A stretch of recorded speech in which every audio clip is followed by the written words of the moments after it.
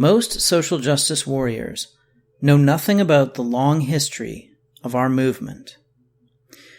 Many believe it started just a few years ago. The truth is that the struggle against oppression has been going on for all of human history. This is a little story about the fight for social justice. It happened long ago, not in the 1960s, but in the 1560s, in a town called Szigetvár, in what is now Hungary.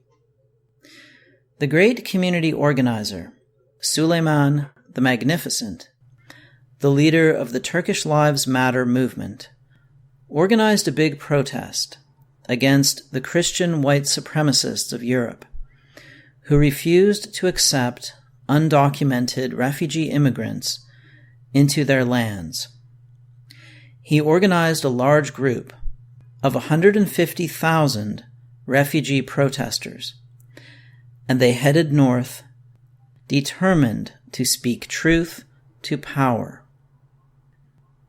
After many long days of travel, during which the magnificent leader had to be carried in a litter because of his obesity, the protesters arrived at the town of Szigetvár. It was defended by more than 2,000 white supremacist haters under the leadership of Count Nicola Zrinski. It is hard to imagine a more evil figure than Count Zrinski. He was a landowner, a rich white man, a Christian, and married with children. He was the very epitome of evil. The protesters arrived outside the walls of Szigetvár and demanded to be let in so they could redistribute wealth and sexually liberate women. But Zrinski and his men were not willing to give up power. They fired a single cannon to salute the magnificent, morbidly obese community organizer. But the gates stayed closed. The town of Szigetvár was well designed for defense. It had 3 parts: the new town, the old town, and the castle. Each was protected by walls and surrounded by water. To reach the castle, the refugees would have to protest their way through the new town and the old town.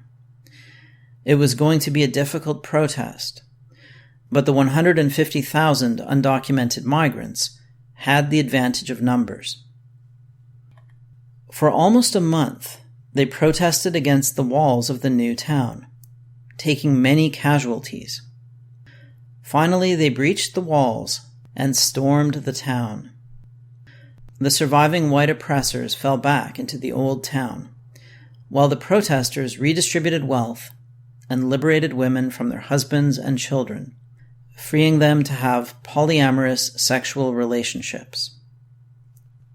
Suleiman, the great community organizer, became distressed at the great loss of life and the destruction of valuable property.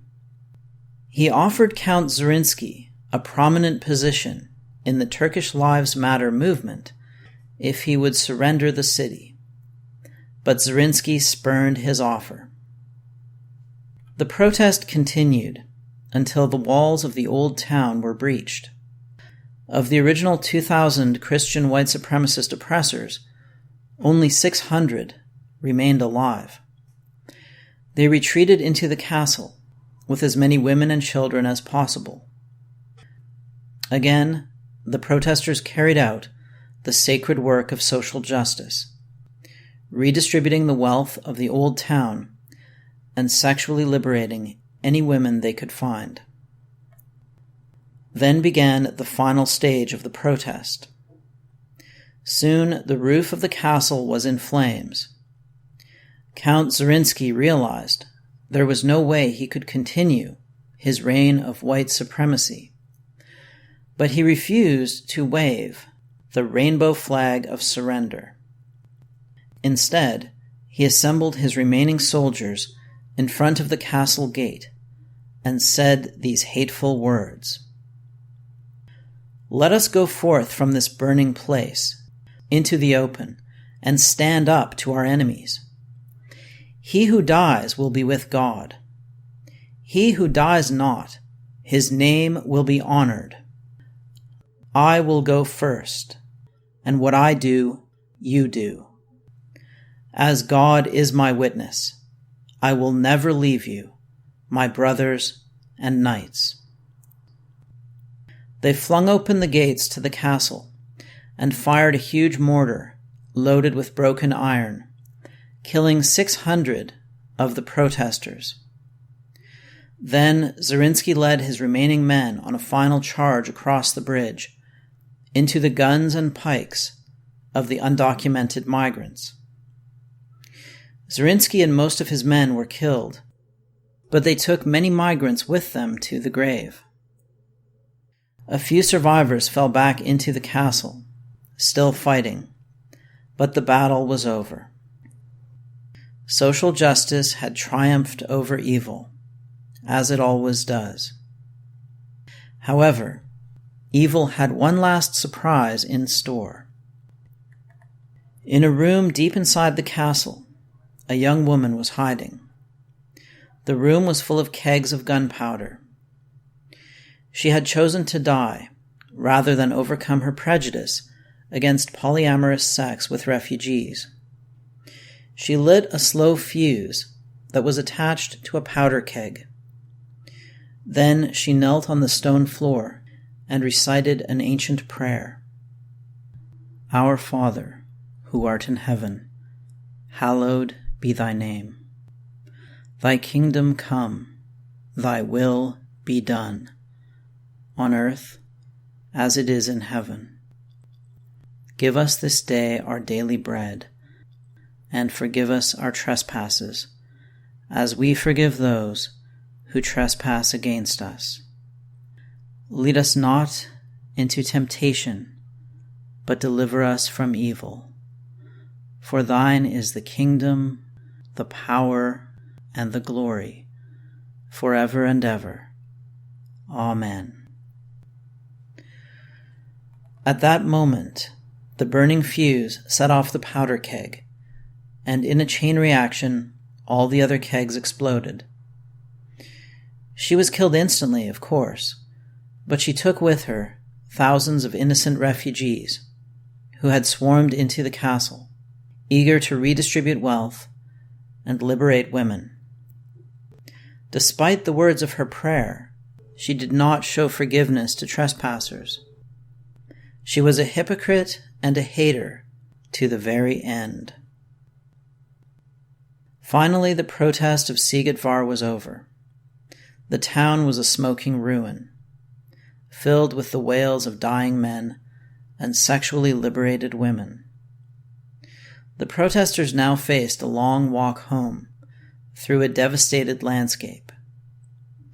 The greedy capitalist farmers of the region had burned their crops rather than allow them to be redistributed to hungry refugees.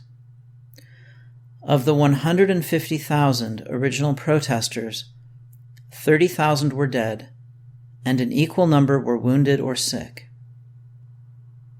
Worst of all, Suleiman, the magnificent community organizer, had died in his tent the night before the final battle, choking on his own vomit.